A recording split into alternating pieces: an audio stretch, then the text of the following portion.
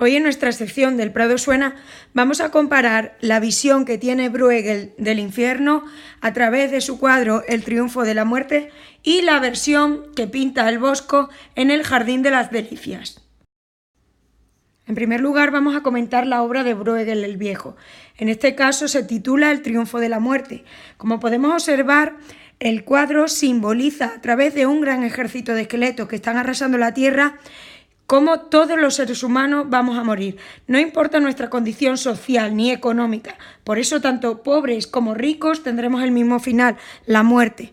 Recordamos que este tipo de pintura es un tema habitual al final de la Edad Media. Es la danza de la muerte, el memento mori, recuerda que vas a morir. En el centro de la imagen vemos como la muerte con su guadaña, cabalgando un caballo rojo, dirige a un ejército de esqueletos. Estos conducen a todos los seres vivos hacia un gran ataúd. Al fondo, al final de la imagen, donde ya ha pasado la muerte, vemos un paisaje totalmente desolado. Aquí vemos el paisaje al que nos referimos. Como podéis observar, está plegado de esqueletos. Volvemos a la imagen principal para buscar los elementos que hacen referencia a la música. En este caso encontramos en el lado izquierdo un esqueleto que porta uno de los instrumentos que analizaremos a continuación y en otro lado, justo en la esquina derecha, varios personajes que también portan instrumentos musicales. Ahora los analizamos uno por uno. El esqueleto de la parte inferior izquierda está tocando una zanfoña. Se trata de un instrumento de cuerda frotada y deriva del organistrum, otro instrumento muy popular en la música de la Edad Media. La zanfoña a lo largo de la historia ha tenido varios nombres. Se puede llamar, por ejemplo, vihuela de rueda, se puede llamar sinfonía, zanfoña, zanfona. Su funcionamiento es más simple de lo que parece. En el interior de la caja de resonancia encontramos unas cuerdas. Esas cuerdas son frotadas gracias a una rueda. La rueda se hace girar con una manivela. Vamos a ampliar una de estas imágenes para ver el interior con más detalle. En este caso las cuerdas serían 4, 1, 2, 3 y 4 que están sujetas por un puente y son frotadas gracias a la acción de la rueda. La rueda es activada por la manivela. El sonido de la zanfoña es muy peculiar. Tiene una nota grave que es continua y por eso nos recuerda un poco a la gaita. Vamos a escuchar cómo sonaría.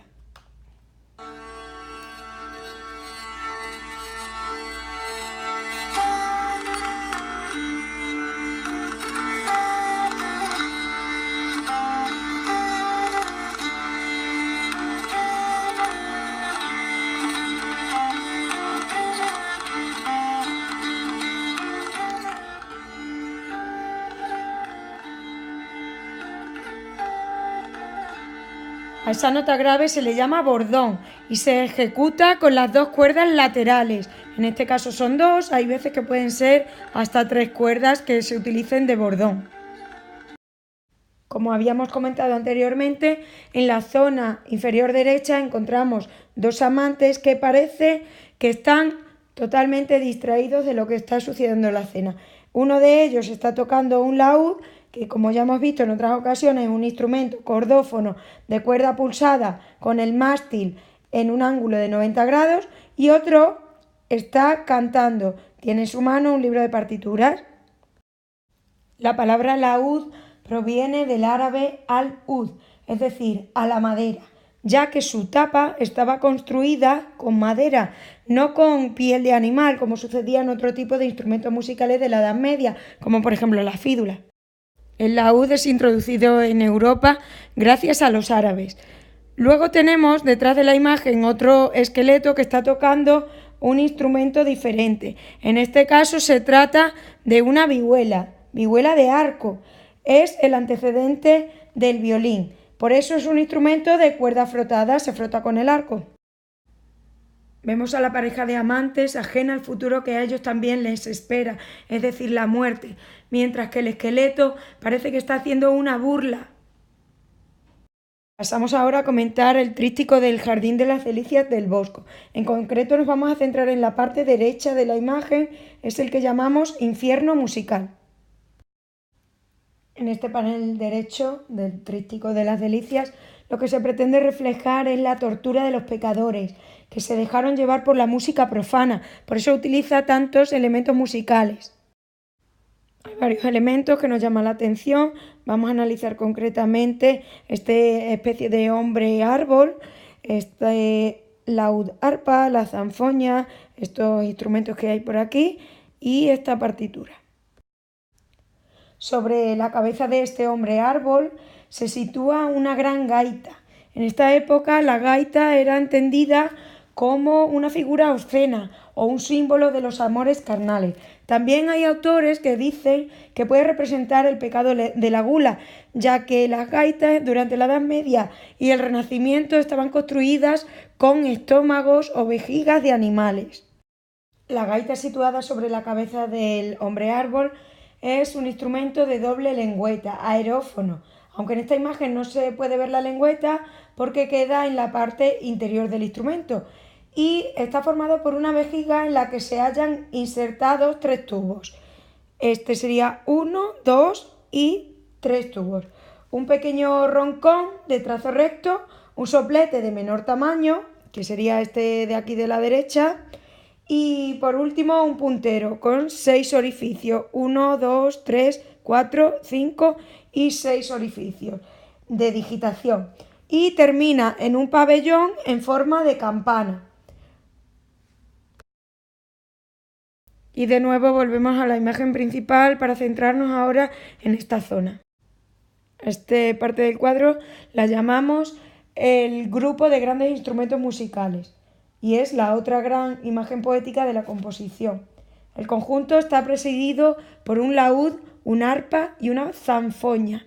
En el laúd está incrustada el arpa gótica y sirven de instrumento de tortura de los pecadores. El laúd es un instrumento cordófono, como ya hemos comentado en anteriores ocasiones, con un mástil de traste y caja de resonancia bombada. Presenta un clavijero en ángulo hacia atrás, en un ángulo de 90 grados, con clavijas que a pesar de tener 6 cuerdas, probablemente sean dobles cuerdas, es decir, que haya 12 cuerdas en total. Como detalle decorativo, la caja presenta una roseta, que sería esto que tenemos aquí, ornamentada. Este instrumento es muy común en la época y está asociada a la vida cortesana. Aparece en 5 ocasiones en las obras del Bosco. Hay más cuadros del Bosco en el que se ve reflejado este instrumento. El más famoso de ellos es el carro de Leno. Como hemos dicho anteriormente, sobre este laúd se inserta o se incrusta un arpa gótica. En este caso hablamos de un instrumento cordófono, compuesto en el que las clavijas de la parte superior sirven como mecanismo de afinación de las 21 cuerdas. Si ampliáramos la imagen podríamos contar las cuerdas del instrumento. Este arpa tiene varios elementos principales, entre ellos destaca el clavijero, que es lo que encontramos aquí en lo alto, y es donde se sujetan, gracias a las clavijas, se sujetan las cuerdas, que sería esto que encontramos aquí. Luego también tenemos una columna frontal, que es esto que vemos aquí, esta sería la columna frontal, y por último el resonador, que es un poquito más ancho en la parte inferior. Y por último, el tercer gran instrumento es la viola de rueda o la zanfoña, como hemos comentado en el cuadro de Bruegel. También es un instrumento cordófono compuesto, es decir, tiene más de una cuerda. A juzgar por las clavijas, podríamos decir que tiene 6 cuerdas para producir el sonido mediante la frotación de la rueda, accionada por la manivela. Vemos aquí el clavijero con las 6 clavijas, 1, 2, 3, 4, 5 y 6 clavijas. Las cuerdas que hay en el interior son activadas gracias a esto que tenemos aquí, que son una especie de teclas. En este caso encontramos 10, 4, 5, 6, 7, 8, 9 y 10. En este caso el Bosco añade algunos elementos que no suelen ser habituales en la representación de la zanfoña. Son estos 2 tornavoces que hay en la parte superior y también estos dos mástiles transversales que unen la caja de resonancia con el clavijero.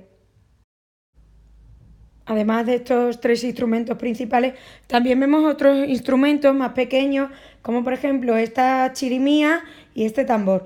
La chirimía es un instrumento aerófono de doble lengüeta, con un solo tubo, con orificios de digitación, que serían 1, 2, 3, 4, 5 y 6, y termina en forma de campana. En la imagen se ve perfectamente el tipo de lengüeta que tiene, lengüeta doble, al igual que los instrumentos que se crearon posteriormente, como por ejemplo el oboe o el fagot. También vemos un tambor, como acabamos de decir. Y por último, algo que no es tan evidente es este triángulo que asoma a través de la zanfoña. Es un instrumento idiófono percutido, de altura indeterminada. También tiene un elemento muy inusual en esta época y serían esa especie de aros o de anillos que servirían para darle mayor sonoridad. Sin embargo, es algo muy extraño, no es algo característico ni en esta época ni posteriormente. Podemos decir que es una imagen imaginaria que ha creado el Bosco. Junto al tambor, a los pies de uno de los personajes, vemos una trompeta bastarda. Esta trompeta es un instrumento de viento metal. Y por encima de ella una trompa curva. También tenemos que decir que esta clasificación es hipotética, ya que no se distingue la embocadura que hay porque quedaría debajo de la figura. Entonces nosotros podemos suponer que la embocadura es similar a la de una trompeta, es decir, una boquilla, y se trata de un instrumento aerófono porque hoy en día sería lo más cercano a una especie de trompa. Para terminar, hay un elemento musical muy curioso y es una partitura, varias partituras diríamos. Una de ellas se encuentra debajo del laúd arpa y la otra está dibujada en las nalgas de uno de los personajes que ha sido aplastado, de uno de los pecadores que ha sido aplastado por el laúd. Estos fragmentos musicales están escritos gracias a la notación cuadrada y se escribe sobre un tetragrama, no pentagrama, sino tetragrama, es decir, un conjunto de 4 líneas. Una estudiante de la Universidad Cristiana de Oklahoma ha conseguido descifrar este códice. Vamos a escuchar un fragmento para ver cómo sonaría, transcrito a nuestra actual composición, es decir, a nuestro actual sistema de composición.